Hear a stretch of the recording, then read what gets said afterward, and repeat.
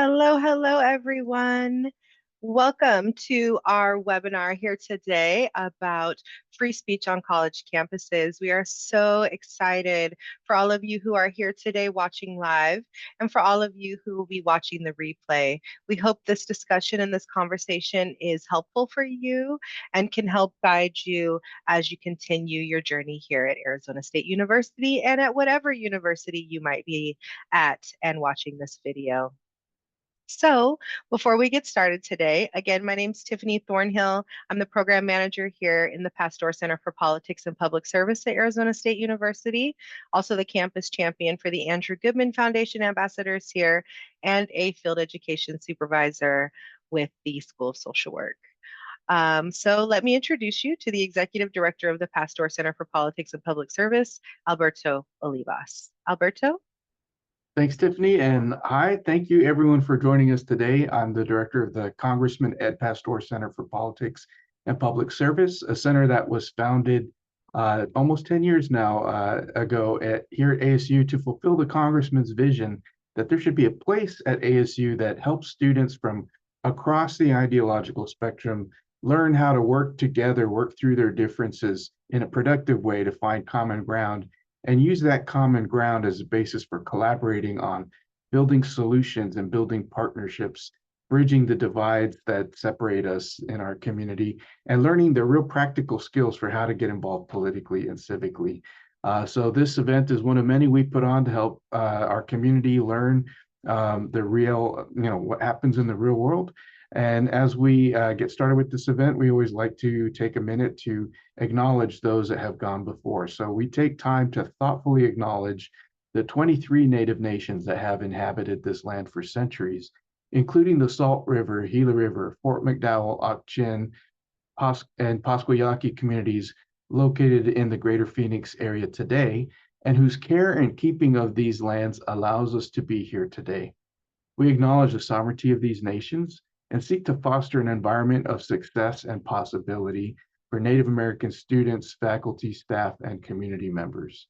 We are advocates for the incorporation of Indigenous knowledge systems, histories, and values in the work that we do to prepare students and community members for effective civic and political engagement. And finally, we celebrate the role of Native tribes and communities in our state is very much a continuing one as vital partners in preserving the past while shaping the vision and future of our community for many generations to come. Thank you. Thank you so much, Alberto, for that land acknowledgement and for your welcome on behalf of the Pasteur Center. Before we get started, I also want to thank the Congressman for this platform that he has provided for us, because without him, we wouldn't be here today. We wouldn't have this platform. We wouldn't have the ability to speak to you right now through Arizona State University. So we just want to take a moment to thank the Congressman for his legacy, for his gift to Arizona State University to create this center, and for the opportunity to have this platform. We're so grateful. All right, well, now's the time. We have some really important people here for you today from the ACLU of Arizona to help us with this conversation, this discussion around free speech on college campuses. So let me go ahead and introduce you to Harrison. Harrison, why don't you come on up? Hi, everyone. My name is Harrison, he, him pronouns. I'm a community organizer at the ACLU of Arizona. And we'll do some, more introductions in a little bit, but I'll pass it over to Lily, one of our staff attorneys. Hi, everyone. As Harrison said, my name is Lily. I use she, her pronouns, and I'm a staff attorney at the ACLU of Arizona, specializing in voting rights. And Tiffany, if you want to just pull the slides up, I think we're ready to go from there.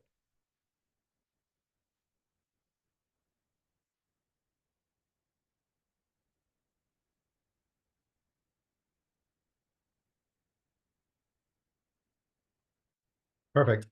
So like I said, this is going to be a quick, presentation on Know Your Rights, specifically around campus speech and campus protest, student protest. We at the ACLU of Arizona are known for our Know Your Rights, both trainings, but also just advocacy when it comes to things around the First Amendment, around immigrants' rights, reproductive rights, and things like that. So I'll talk about that a little bit more later today, and there'll be ways to get involved. But we can just go on to the next slide and get started. So like I said, my name is Harrison. I'm a community organizer here at the ACLU of Arizona. I've been doing political organizing work for about 10 years now. Started when I was in high school, worked on Democratic campaigns and doing organizing there, and joined the ACLU of Arizona in 2023.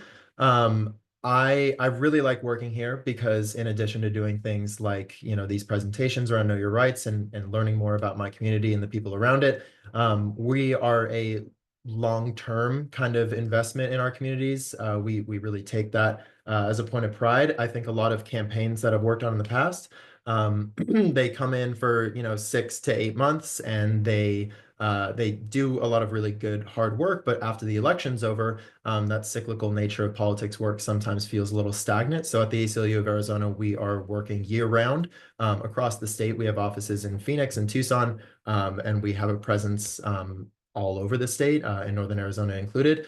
And like it says there, the ACLU of Arizona, our mission statement specifically, aims to advance equity, dismantle systemic injustice by taking legal action, influencing policy, and mobilizing our communities to protect the civil rights, liberties, and dignity of all Arizonans.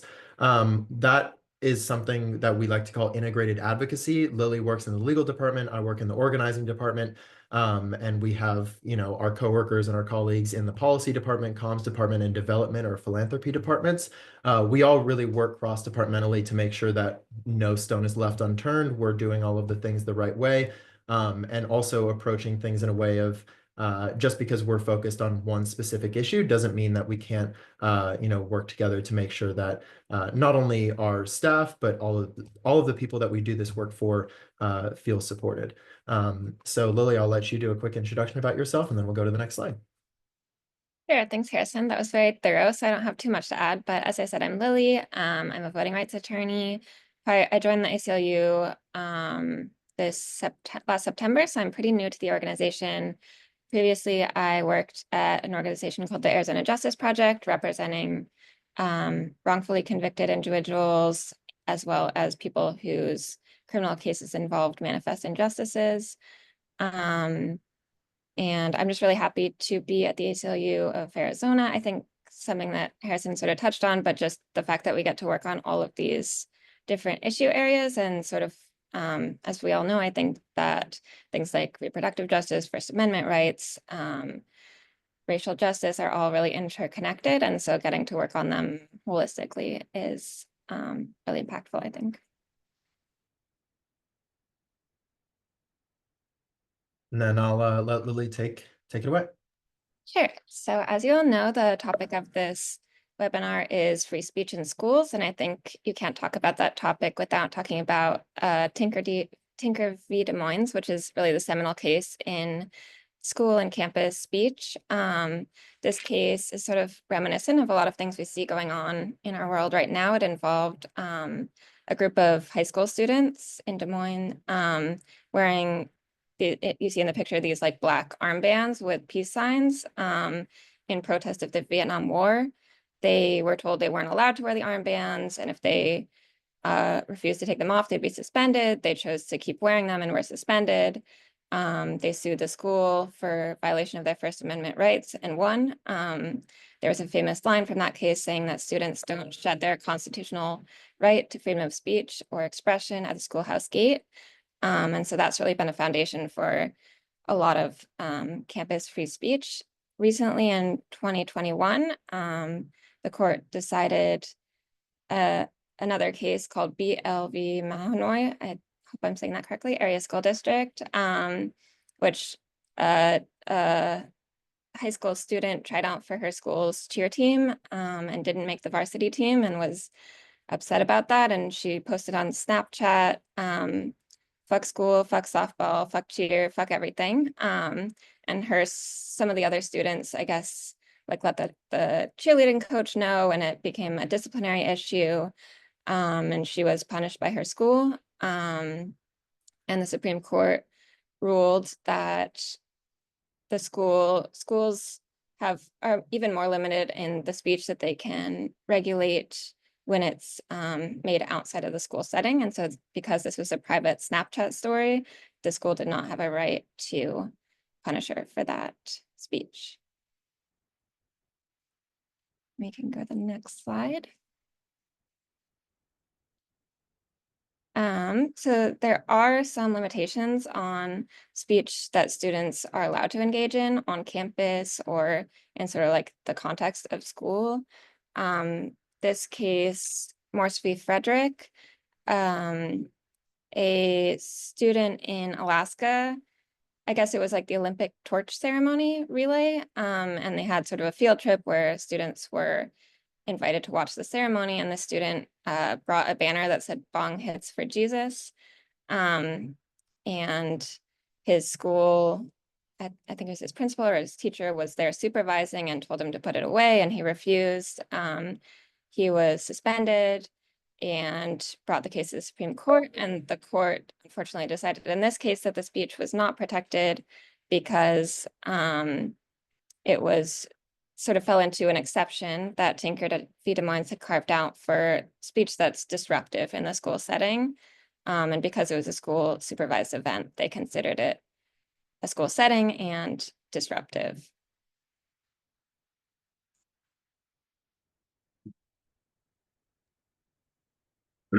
Thanks, Lily. So some key laws and policies concerning speech. I have up there on the slide the ARS, which is the Arizona Revised Statutes 15-1866. This is what is in Arizona law when it comes to free expression policy.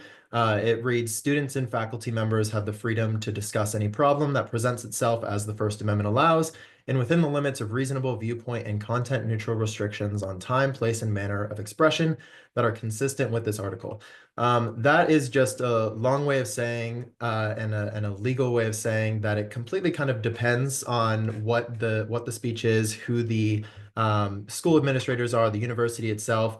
So there's a lot of vagueness kind of when it comes to that, but there are certain policy restrictions that universities and schools are able to restrict on speech, kind of like what Lily was talking about. A lot of that is Supreme Court precedent, but then there's also state law that is baked into that as well. So universities can do something called the time, place, and manner restrictions, which is where they can limit in a reasonable sense the time, place, and manner of said expression. They can work with speakers when they're doing this to ensure that these events are held in appropriate locations. There was an issue here in Arizona and in some other states where this was kind of, we're going to talk about it a little bit more later, but there was these things called free speech zones, which are kind of an oxymoron in that they were like specifically secluded areas of like area in the campus or like campus adjacent kind of thing, that like that's the only place that you were allowed to exercise your free speech, which not only like limits speech, even though it's called a free speech zone. So there was a law that was put on the books recently in 2018, I think, that kind of took away the free speech zones and made it easier for students to actually be on their campus and be able to express the things that they want to express. But there's still going to be these limitations that universities can do. Like Lily was saying, certain things are carved out, and there are certain exceptions for what can and can't be kind of suppressed when it comes to speech. So threatening behavior or activities that disrupt the learning environment are typically not permitted. Again, it can be a little vague, and it can be frustrating because there are school administrators who will say that specific speech is not permitted because it is disrupting the learning environment, or that it's threatening to other students or threatening to faculty. But again, that can be a like personal preference sometimes with these school administrators, or a political preference. And I think that's what we've seen with things like the Palestine encampments and other suppressions of free speech that were said to be disruptive, but even though they weren't disrupting a class or harming anyone or threatening anyone, it was still something that school administrators thought was disrupting it. So that's where it becomes a little bit of a murky issue on the First Amendment, but these are the basic policy restrictions there when it comes to the state statute.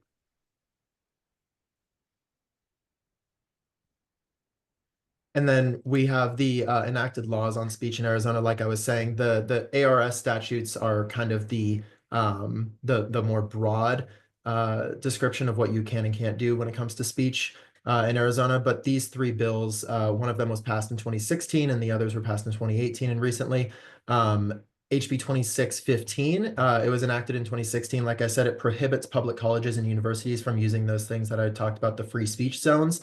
And it also creates a cause of action that allows our attorney general or an aggrieved party, such as protesters or students on campus, to file a lawsuit to enforce their rights under this statute. So if a protester was or a student was protesting on campus, and they were, following all of the rules still, not being disruptive, and then they were suspended or they were arrested and charged, then they would have a cause of action, possibly under HB 2615. 2548 is also similar to 2615, but it adds a misdemeanor penalty for any person who obstructs another person's access to a government meeting, hearing, or political campaign event. That can kind of be used both ways when it comes to protecting protesters in their speech, but also restricting a little bit. So that's where it gets again a little bit messy. But that's what we're trying to do at the ACLU in both the state legislature and in the streets and in the courts, is to make these a little less vague and also educate others on what it takes to exercise your rights and make sure you're not getting in more trouble than you need to. But like I said, 2563, it requires these public institutions of higher education, such as ASU, U of A, NAU, to adopt policies that define harassment in accordance with that Supreme Court precedent that Lily was talking about. And it addresses disruptions to events in a way that avoids a chilling process when it comes to protected protests. That's something that we have seen again with the Palestine encampments last year. People were kind of dissuaded from protesting, dissuaded from setting up these encampments because of the massive crackdown from law enforcement, both on campus and outside of campus. So while these provisions are helpful in 2563, the statute is unhelpful, again, in true state legislature fashion, that it states a university or community college may restrict a student's right to speak, including verbal speech, holding a sign, or distributing flyers or other materials in a public forum. So again, it's one of those things that is really important to place the discretion on the school administrators, because there are these guardrails when it comes to state statutes and laws here that protect student protesters, but we have to make sure that we keep up the pressure on school administrators and the universities as well, because they have a ton of discretion and get a lot of deference under these student speech laws. So we've sort of touched on already that there are certain things that schools are able to restrict. Basically, there's a distinction that the First Amendment lays out between content-based speech or viewpoint-based speech versus sort of the manner, time, place of speech. So schools are able to set certain rules about how you're allowed to speak. And it's not just limited to schools, it's the government as well. Like a classic example is governments or cities requiring you to get a permit before having a march or demonstration. But there's some limits to this as well. The time, place, manner restrictions also have to be narrowly tailored, and they can't be so sort of like all-encompassing that there's no avenue left open for speech. And they also have to be, or in theory should be, enforced equally. So I think something that we've seen is that there's sort of rules on the book about certain types of speech, but those rules are only enforced when the speech has a certain content or a certain viewpoint, which would raise First Amendment concerns. There are, I see here on the slide, there is some precedent for like campus safety exceptions. There is this idea of fighting words, which the Supreme Court pretty much never finds that things are fighting words, but I think you can see from the like bong hits for Jesus example that speech that's seen to like elicit illegal activity or to be threatening or something like that likely would be found to be something that can be restricted.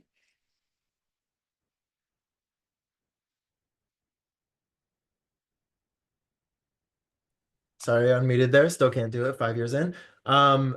So like I was saying, the role schools play, administrators in schools and universities get a lot of deference when it comes to free speech. Unfortunately, I think there are a lot of things that are suppressed when it comes to student speech and protesters and the public around campuses that I think it would be, personally, in my view, would be, the community would be more served by more people being able to share their thoughts and, continue out this student protest. But the role that schools play is a really big factor in whether or not people are able to truly have free expression. So the ACLU nationally, we believe that universities are obligated to create an environment that fosters that tolerance and mutual respect.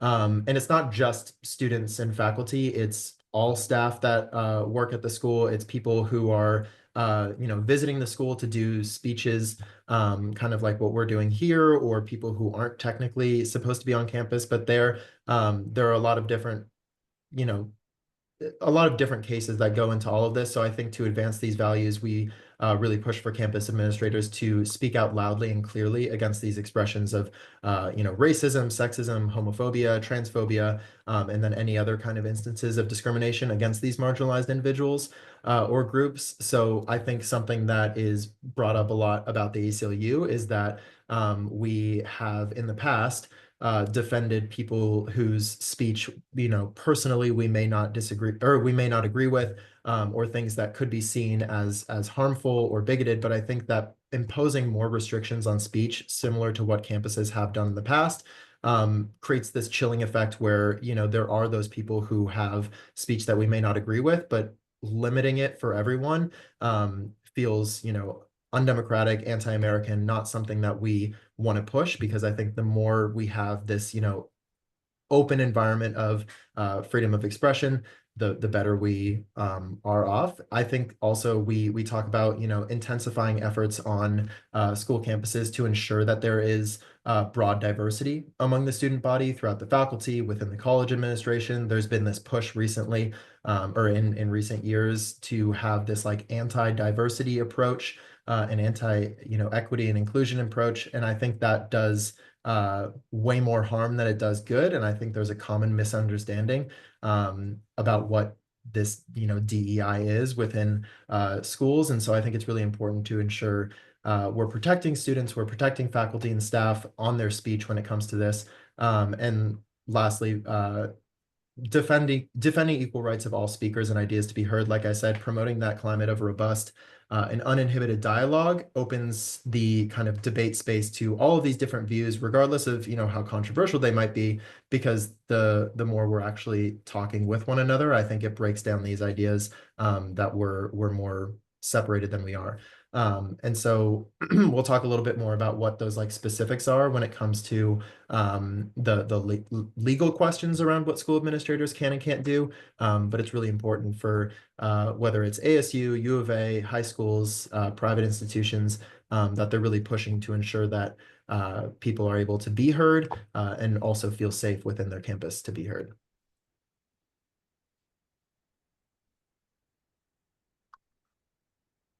So just sort of recapping that, you do have First Amendment rights in school. You have a right to speak out, to create and sign petitions, to wear clothing that expresses a certain viewpoint.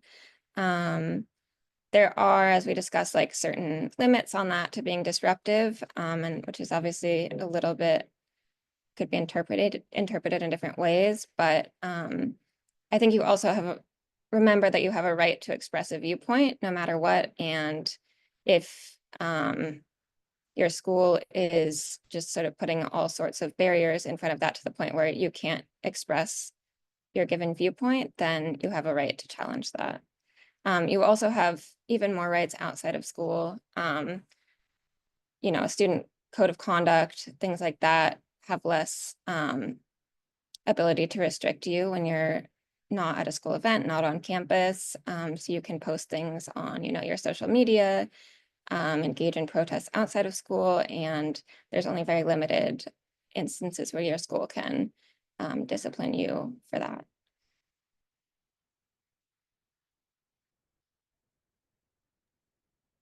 So a quick recap like I was saying, students can generally organize peaceful protests at, if you're in high school, at lunch, before and after school. Schools can limit that student free speech. However, it can be narrowly tailored. So maintaining appropriate discipline, the time, place, and manner restrictions, ensuring that they're equally applied to everyone and don't vary depending on the subject of the protest or particular views of the students. The best example is that in Arizona and many other states, you can be disciplined for missing school and being truant. However, if you are disciplined disproportionately because the reason you missed school was a protest, or you're disciplined for a political reason specifically, that goes outside of the purview of what school administrators can and can't do, and you would have some kind of cause of action there. School officials can, however, regulate that on-campus speech if it's disruptive, vulgar or obscene, slanderous or libelous, or that advertises things that promote, unsafe substances or illegal drugs, things like that, or incites violence. However, those school officials cannot censor something that a student says or writes just because they believe it's in bad taste. Or expresses a political point against school policy. So there's a lot of kind of gray area in a lot of this stuff, which is why it's important to know what you can and can't do, the black and white of it, but also knowing, how to craft your best argument for why something is and isn't allowed. And we'll go into that a little bit more with the questions.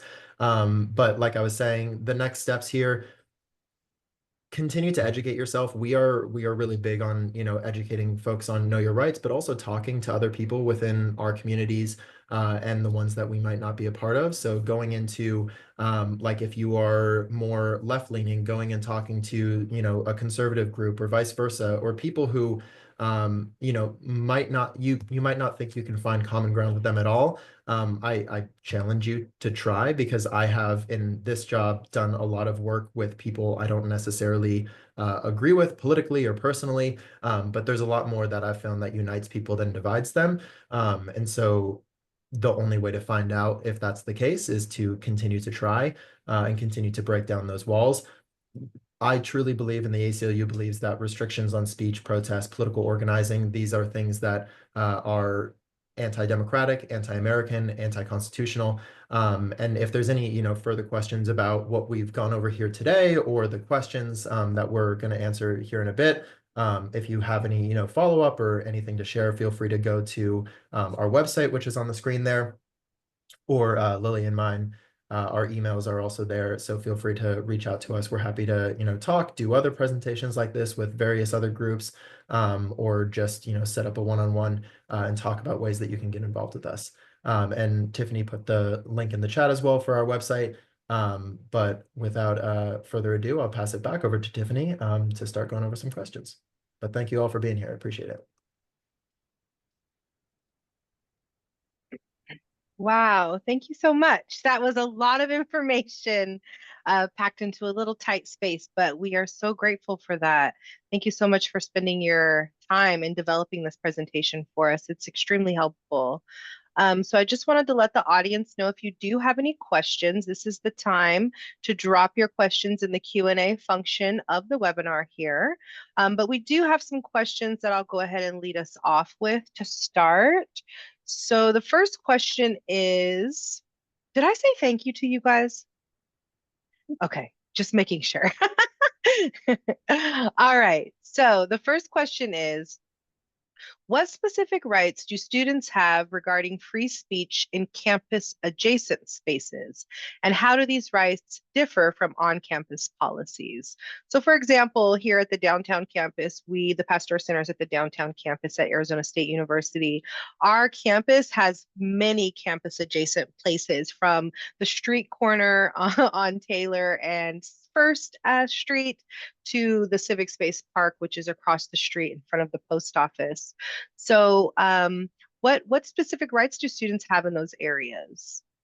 Sure, thanks. So it kind of depends on what the space is specifically, especially like around campus. So if it's a, public sidewalk right outside of campus that still could be considered campus adjacent, you still have those First Amendment rights, assembly, protest. But if it's a, I know of a lots of parking lots that are owned by either private companies that are contracted with ASU or owned by ASU themselves. If you're doing a protest there, it's technically a private area, so they can kick you out with no reasoning behind it. But I would say that if there's a campus adjacent space, it really depends, because some campuses, ASU as well, they have said that's like a specific park or a specific area is still part of the campus, and therefore they have jurisdiction over that, even if it might still be a public space. So it kind of depends on what that protest action is. If there were people who were arrested that have a cause of action, and things like that.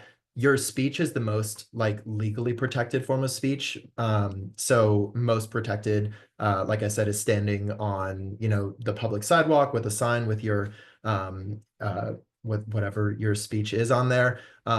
Expressive conduct is a different kind. The best example of that is the like Food Not Bombs advocacy group. So they are, technically handing out food to people is not a, form of speech, but they have a message while they're doing it. So it's expressive conduct and therefore protected under the First Amendment. And their message is about feeding people and helping your community and not bombing people, which I think is a pretty great message. So you have to think about it kind of in that pure versus conduct speech comparison. Like what Lily was saying, the Tinker versus Des Moines case is the best example of protected speech. And that standard is, when you're dealing with the school, whether the speech is expressive conduct or not, and whether or not it's disruptive to the learning environment or disruptive to the public. So again, it's one of those things that depends on where that campus adjacent space is. But the odds are you still do have protected speech in most of those places. Thank you for that response. I'm just going to go off just for a little bit because there was something that you said that gave me a side question for that. So you spoke about private parking lots and how if it's a private space, then you can get kicked out of that. So this presentation was heavily focused on the public institutions here in Arizona, ASU, NAU, U of A. What would a student's rights be like on a private campus like GCU? Would Yeah, that be up to the institution or, oh, please go ahead, Lily. I can speak to that a little bit. It's a great question. So the First Amendment, just as a reminder, only protects you from government action. So an individual can restrict you from saying something, in their home, in their private business. It's a little tricky when it comes to private universities because there are some like Supreme Court cases where private universities have been found to be state actors because they receive, public grants, that sort of thing. So I know that's not a very satisfying answer. It's a little bit tricky. But yeah, that's all I can say. We do work for a legal organization, so there's always going to be a, it depends answer to the question. So you're basically saying your rights are a little different in a private space because someone can restrict things that you say in their private space. What about the community colleges? Would that also be a public institution space? My understanding is that yes, the community colleges are, publicly funded. So that would be considered a public space and subject to the First Amendment. Okay. Wonderful. Thank you. This is helpful. All right, next question. If a student's off-campus or online speech becomes a point of contention with school authorities, what legal protections can they invoke to defend their First Amendment rights? Sure. So I think the Mahanoy case that we discussed a little earlier is like the best touch point for this issue. That was the cheerleader case who posted something on Snapchat after she had made the cheer squad. Off-campus speech, online speech is much more protected than on-campus speech because you're basically in that sense a private citizen. So the university doesn't have that sort of like special ability to sort of regulate you. There are certain instances if that speech is said to substantially disrupt campus, even though it's off campus, something like an example might be like severe cyberbullying another student, like publishing the answers to a test on your, Snapchat story, maybe like posting something that is threatening towards other students or staff at the university. But in most cases, even if the speech is, seems to be offensive or maybe even against the code of conduct of the university, that's not something that the school can restrict. So to kind of dive in a little deeper of that, here at Arizona State University, we have something called the Office of University Rights and Responsibilities. And so if a student feels as though a faculty member or a staff member is retaliating against them based off of one of the protected statuses, they can file a report against that individual. So I think I'm asking if a student finds that, they're very expressive on social media, they're expressing themselves in these public spaces, and they're finding contention in the classroom or with the other administrators. I don't want you guys to give legal advice. I'm going to say that's probably the route that you're going to want to take here at Arizona State University, is filing that complaint against, being retaliated against for your protected status. Okay. Did you guys want to lend anything to that? No? Okay. You said it well. Okay. Thank you. I realized I was answering the question while asking the question, so I figured No, I'd just. I love that. Okay. All right. Next question. What should students do if they feel their speech is unfairly restricted in public areas near campus due to time, place, or manner regulation?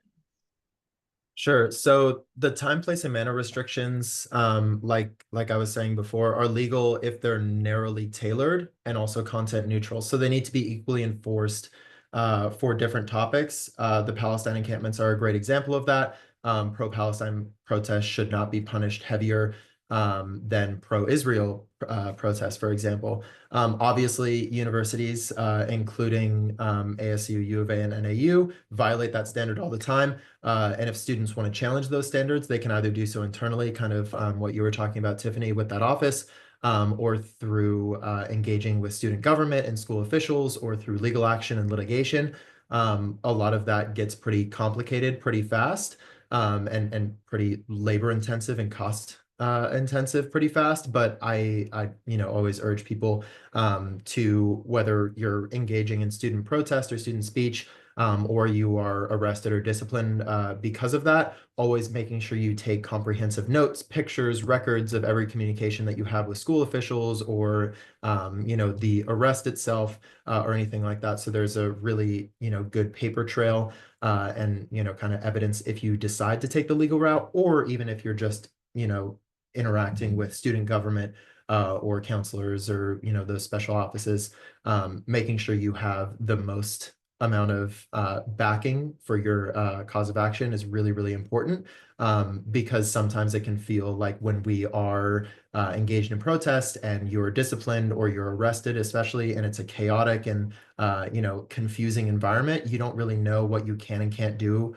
in those moments. So one is always to just remember your rights of remaining silent. You don't have to say or do anything. You can film the police, so on and so forth. And then having that really good backing of evidence and a paper trail to help you in case something comes of it from there.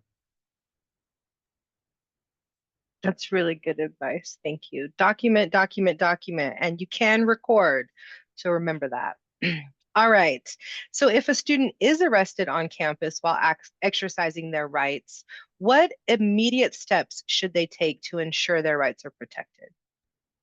Yeah, I think Harrison touched on it a little, and I think I would even back up and say, like, before a student even attends the protest or decides to go, there are certain steps that they can take to make sure they're protected. Things like having a buddy system is good, so that somebody's with you, can be present, and hopefully record or document your arrest and just know that you're arrested. It's a good idea to turn off facial recognition if you have that on your phone, so police can't just sort of like point your phone at you and get access to that. You could share your location with a friend if you have a smartphone and that ability.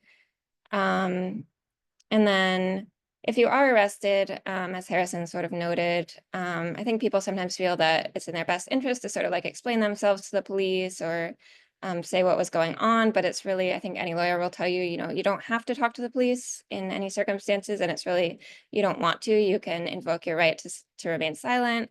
And if you tell them that you would like to speak to a lawyer, they have an obligation to immediately stop questioning you and to go get you a lawyer. And as Harrison said, just it's really good to document everything that you see right after, if you are arrested or if you get out on bail, just to like write down everything that you saw, everything that happened. Maybe, write to a friend what happened, or write an email so that you have a paper trail. And you can also reach out to, legal organizations like us. If, there's different organizations, for example, if it's a pro-Palestine protest, you can reach out to PAL Legal. And it's not necessarily guaranteed that those organizations will represent you, but there's a good chance that, yeah, NLG is great, National Lawyers Guild.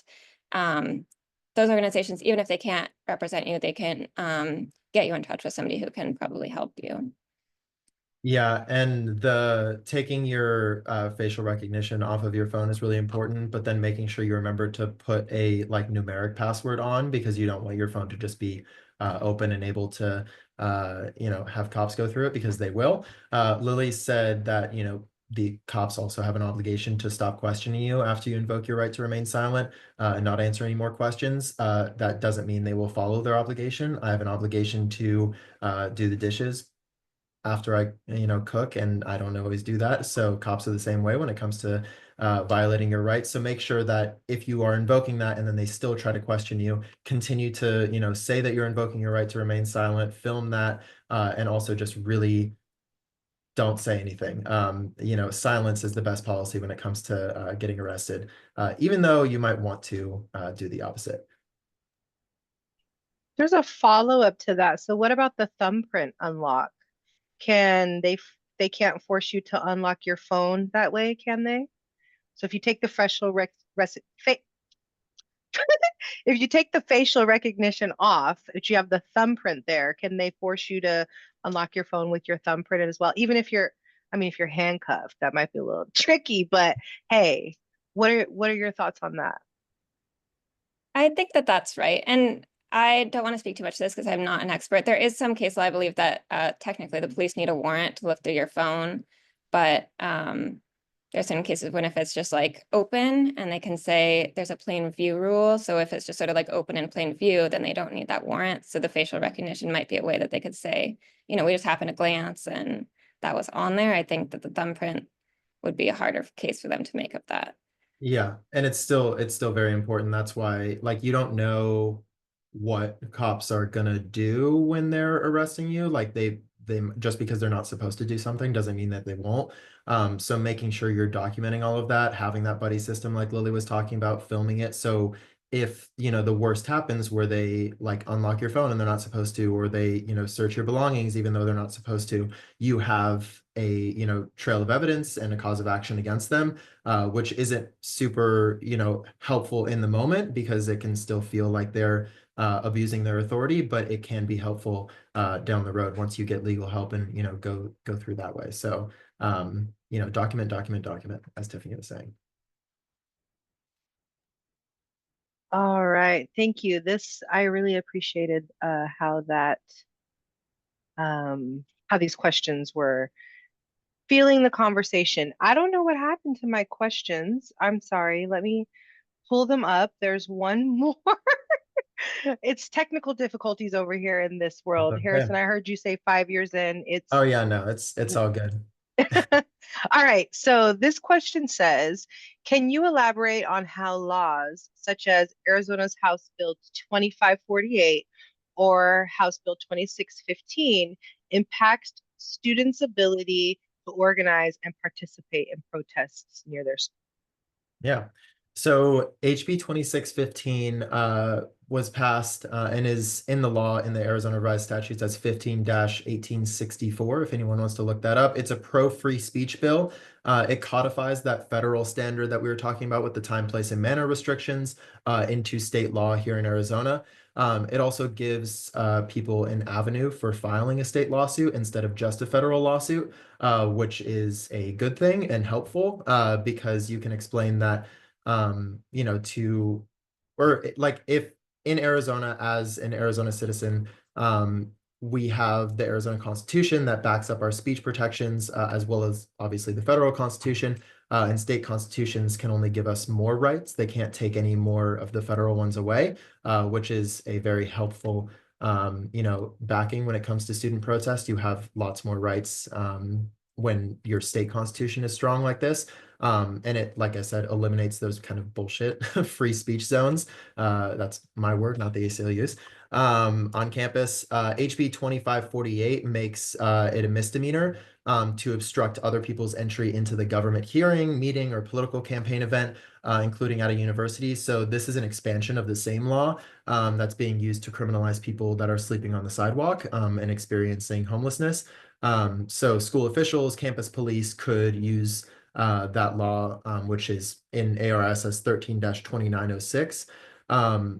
Campus police or school officials, state police can use that to arrest people for things like sit-ins or trying to physically block a speaker from speaking on campus, whether that's someone who is with a conservative or liberal group or whatever else.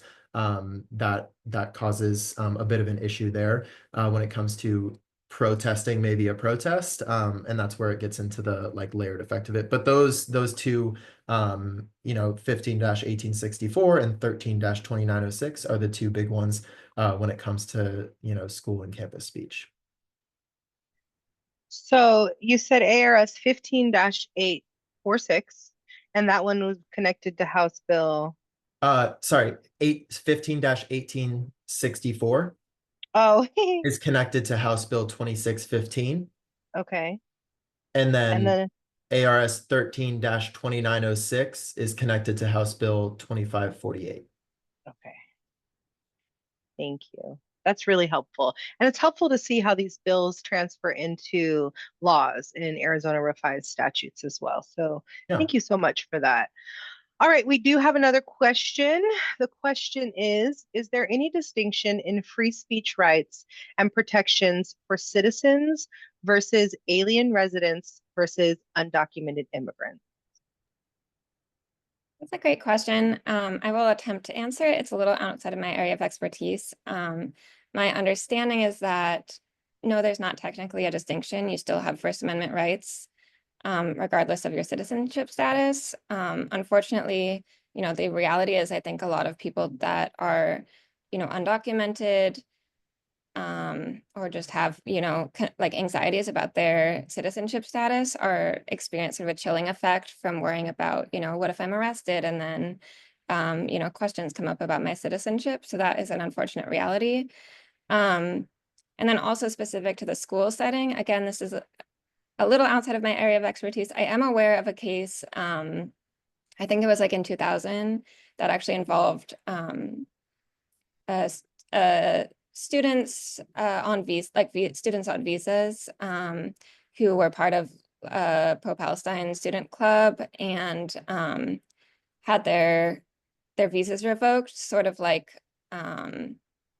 a similar situation that we had discussed earlier, where there was like sort of technical rules that maybe like every student on a visa might violate, but these students in particular were singled out for deportation. And then there was a statute that Congress passed saying that the judicial system can't sort of like review the INS's decisions in that case. So unfortunately, I believe those students were deported and weren't able to raise a First Amendment claim.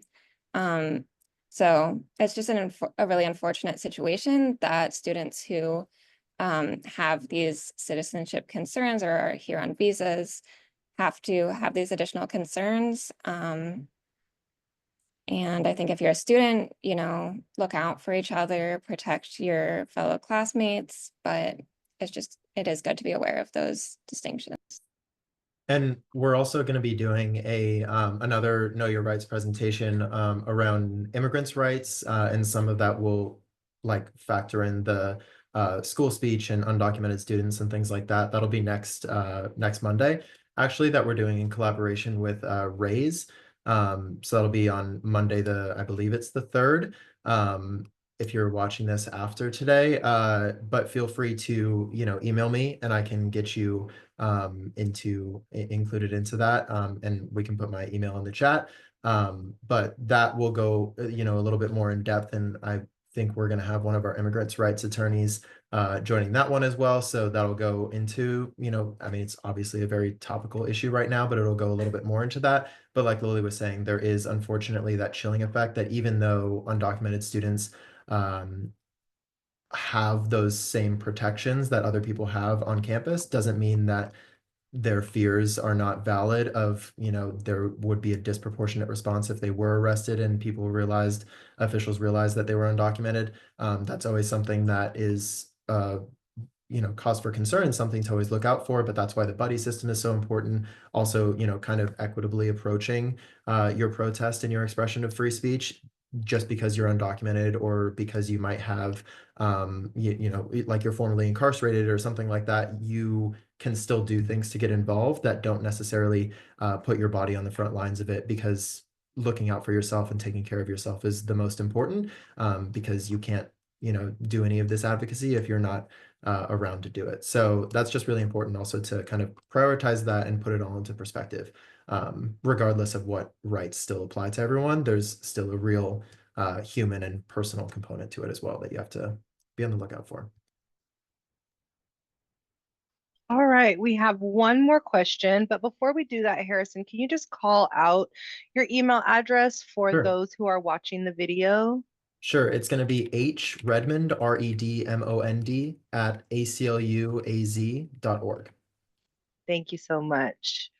All I right, so, oh, can add Lily? mine as well if people Yes. get in touch with me. It's LNimlo, NIMLO at ACLU.org.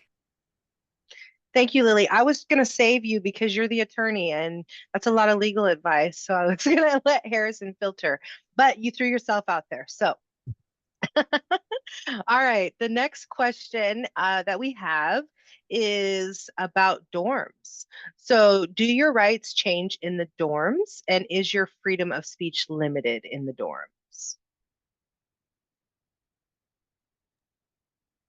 That's a good question. I can't um, think of, like any specific restrictions on rights just because you're in dorms, other than the sort of like broad principles that we discussed earlier, where there's, universities have some discretion to regulate things in terms of like, we don't want activity that's especially disruptive or like inciting illegal activities. But I certainly think that they can't regulate, content-based speech just because you're in a dorm.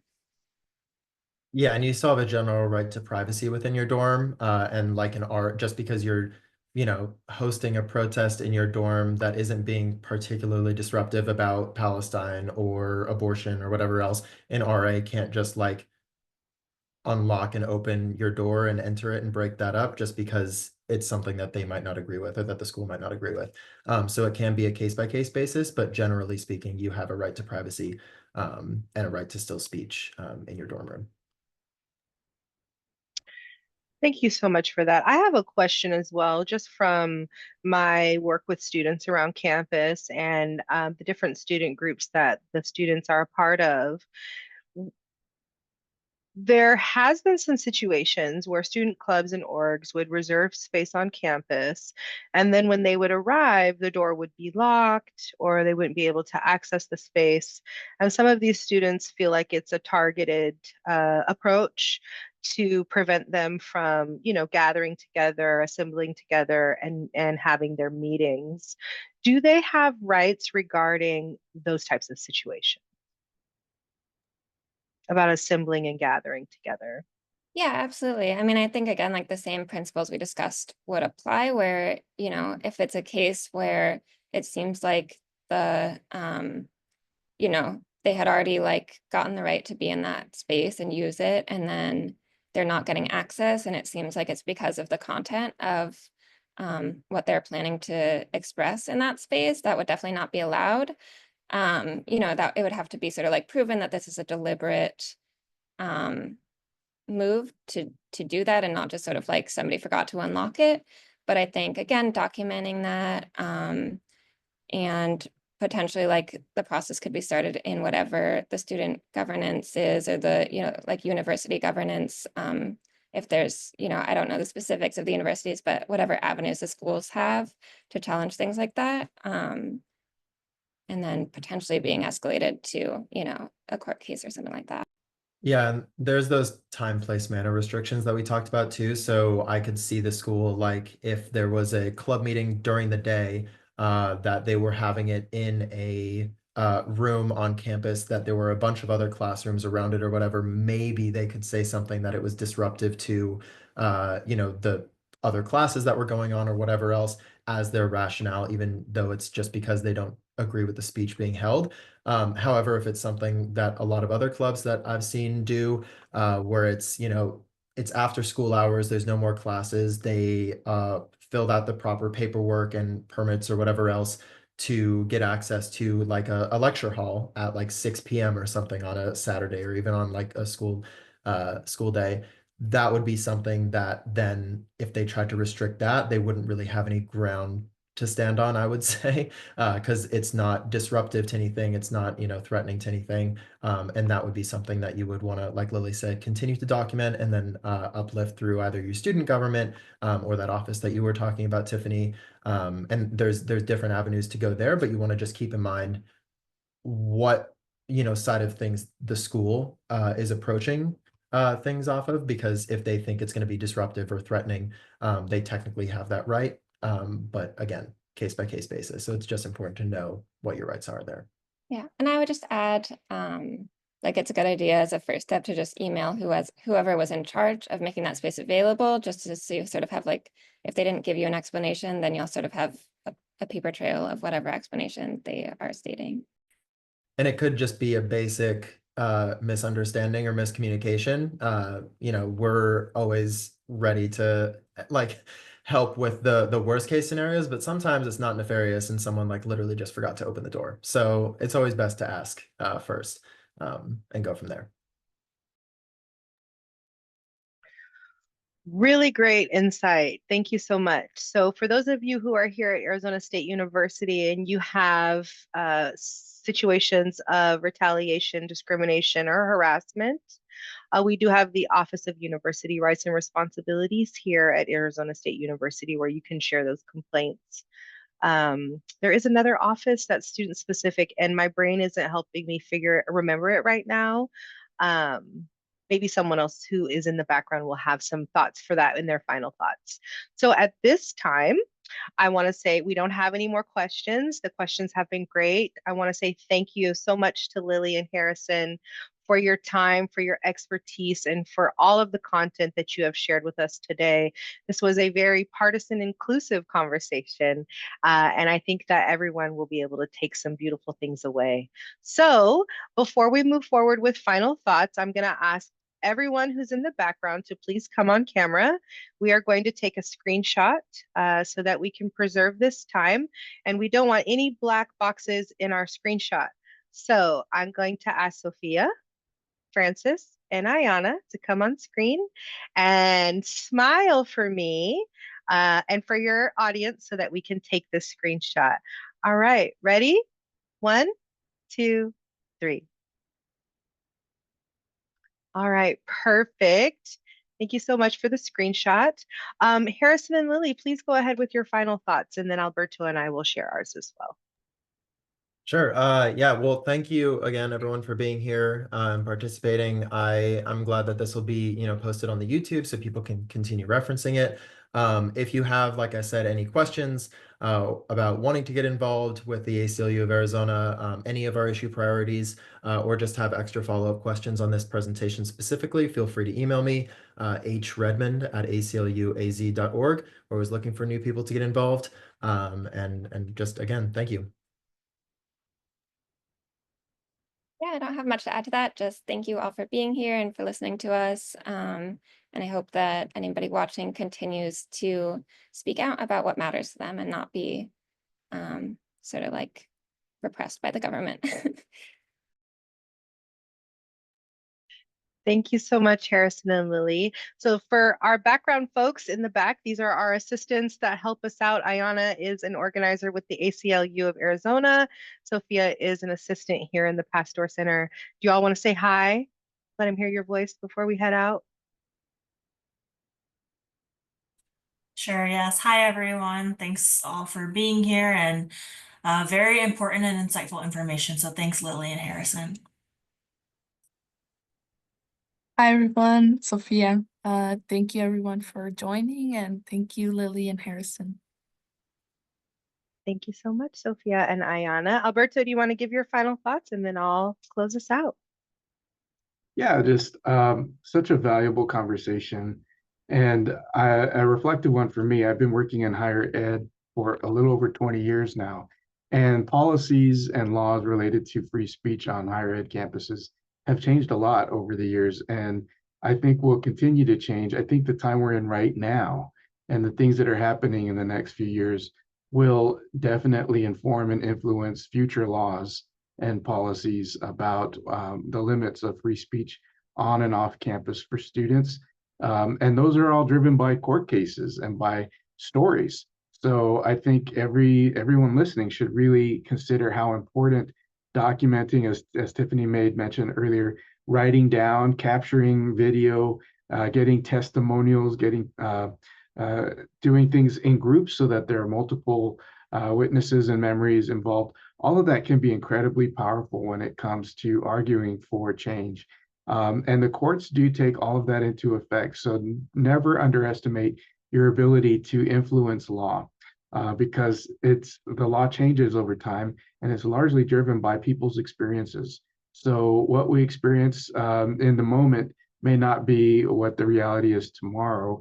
Just because the law is what it is today doesn't necessarily mean that it won't and can't be changed. So I take inspiration from the conversation, and I thank everyone that helped put this event together, because it will continue to have impact well into the future. Thank you so much, Alberto. So I just want to give a quick shout out to Francis. Francis is my social work intern here in the Pasteur Center for Politics and Public Service and the brainchild behind this event. Today, there has been some unforeseen situations that didn't allow Francis to have a more present part in today's conversation, but Francis has been the brains behind this and the brainchild of all of this. So I want to say thank you so much, Francis, for all of your work and all of your thoughts and all of your ideas to help produce this conversation. We're so grateful for you and all of your innovation that you bring to the center. So thank you so much for all of your hard work. You're welcome. Right back at you. All right. So do you want to say something or no? I don't want to put you on the spot if you're not in a space. No? Okay. All right. Well, you'll hear from Francis if you check out our YouTube channel. Francis moderated a discussion last Friday about diversifying political engagement, the students' perspectives. So again, I just want to say thank you to Harrison, to Lily, to the ACLU of Arizona, to Ayana for all of your background work and making sure that this conversation took place today as well. I think that our students and students across the country are going to have some good information to carry with them as they continue their efforts of free speech on campus, off campus, in their lives, and everywhere they go. I think one of the biggest things that I took away from this conversation was bring a buddy with you. Don't ever do this alone. Make sure that you have someone that can help you hold the people, places, and things accountable that may need to be held accountable should you encounter a situation that isn't serving you when you're exercising your free speech rights. So again, keep organizing, keep showing up, keep making your voice heard. We need it, and it's very valuable. So I don't care how discouraged you may feel. I don't care where you're at on the ideological spectrum, your voice counts and your voice matters. So continue to express it thoughtfully, carefully, and deliberately so that we can get things done. Thank you, everyone, for a wonderful conversation and for spending your lunch hour with us. Take care.